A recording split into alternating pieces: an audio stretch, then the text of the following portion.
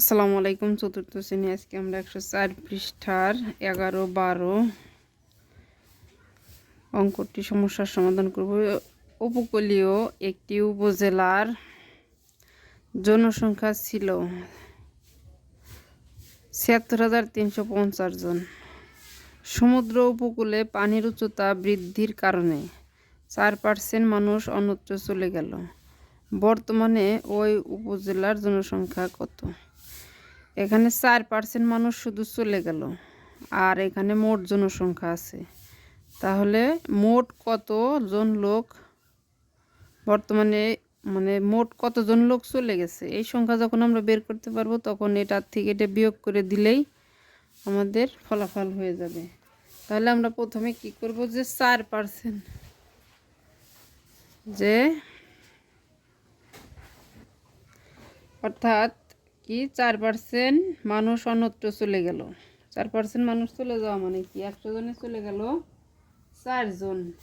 তাহলে একজনে কতজন, আর কি 100 জনে কতজন?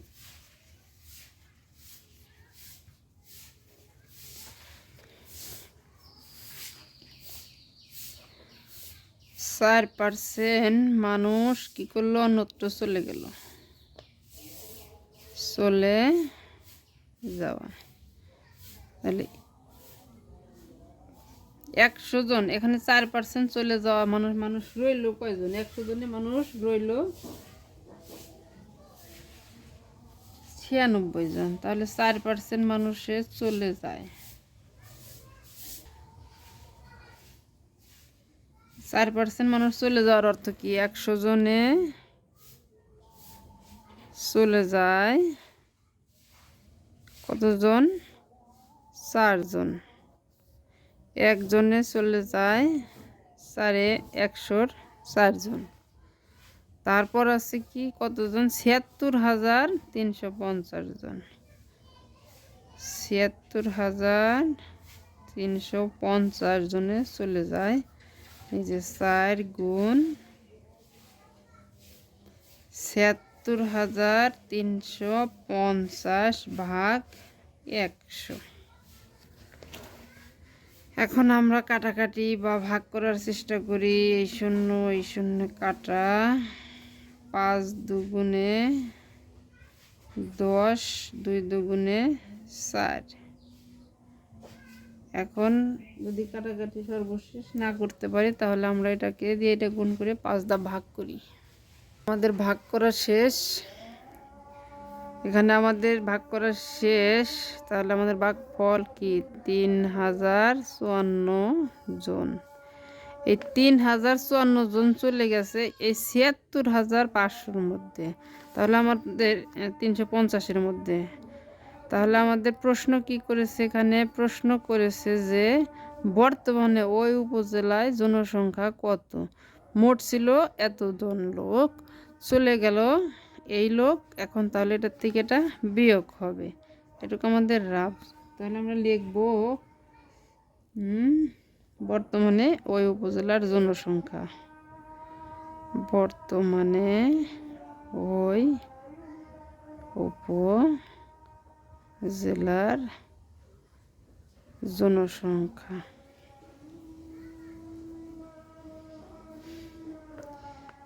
76,350 বিয়োগ 3054। এখানে ভালোভাবে লিখি। তাহলে আমরা এবার ফল নামাই। 4 6 হাতে আমার 1, 6 আছে কত হলে 15 মিলবে, 9 হলে হাতে আছে 1, 2, 3 আছে কত হলে 6 মিলবে, 3, 7 হচ্ছে 7। তাহলে বর্তমানে জনসংখ্যা আছে 73,296 জন। উত্তর 73,296 জন।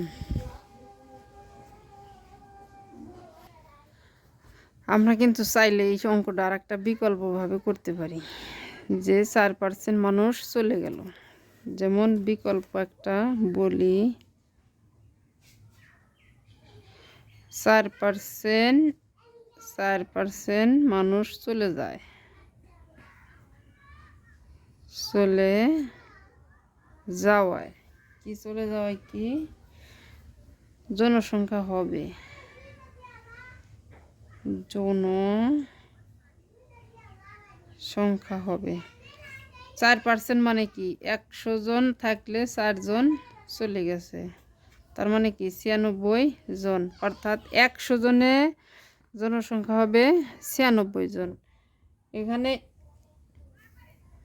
100 জনে মধ্যে জনসংখ্যা 100 জনের মধ্যে জনসংখ্যা আছে কতজন, এতজন 100 জন, 4% চলে গেছে, সেই হিসাবে জনসংখ্যা আছে কয়জন, 96 জন।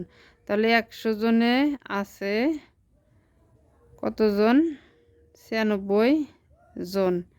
একজনে আছে কম, 96 ভাগ 100 জন, 76,350 জনে আছে কত, এই যে 96 গুণ 76,350 ভাগ 100, এই শূন্য কাটা 2, 5 দুগুণে 10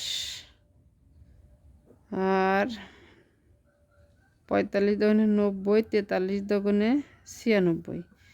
এখন আমরা এটারে গুণ করলে আমাদের ফল আসবে ওই যে 73,296, 73,296। এভাবে আমরা করতে পারি। 12 নম্বর সমস্যা কি বলছে, বার্ষিক 5% মুনাফায়, বার্ষিক 5% মানে বছর গেলে 100 টাকায় 5 টাকা মুনাফা দিবে। 6,600 টাকা বিনিয়োগ করলে 5 বছরের মুনাফা সহ আসল কত হবে। মুনাফা সহ আসল, তার মানে আগে মুনাফা আমাদের বের করতে হবে, তারপর আসল তো আমাদের আছেই, তার সাথে যোগ করতে হবে। তাহলে আমরা যদি মুনাফা বের করতে চাই, 100 টাকায় 1 বছরের মুনাফা কিন্তু 5 টাকা, 5% মানে কি 100 টাকায় 1 বছরের মুনাফা 5 টাকা, সেই হিসাবে 500 টাকায় কত, আর এই যে 5% মুনাফায়, 5% মুনাফায় 100 টাকায় 1 বছরের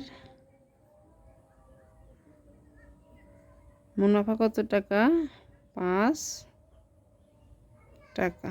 1 টাকায় 1 বছরের মুনাফা 5-এর 105 মানে 5 ভাগের 100। 500 টাকায় 1 বছরের মুনাফা কি বেশি,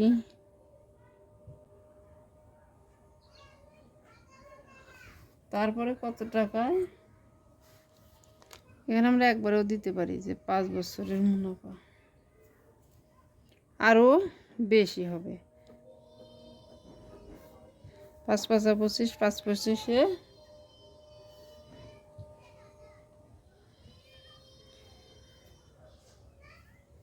600 টাকায় 5 5 6 30, 5 30-এ 150 টাকা, এখানে 600 টাকা হবে, কারণ এই যে বইতে 600 টাকা আছে।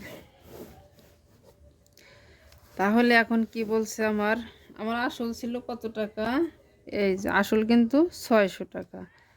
তাহলে এখানে আমরা লিখব যে মুনাফা এত টাকা পেলাম আমরা, তাহলে আমরা আসল ছিল যে মুনাফা সহ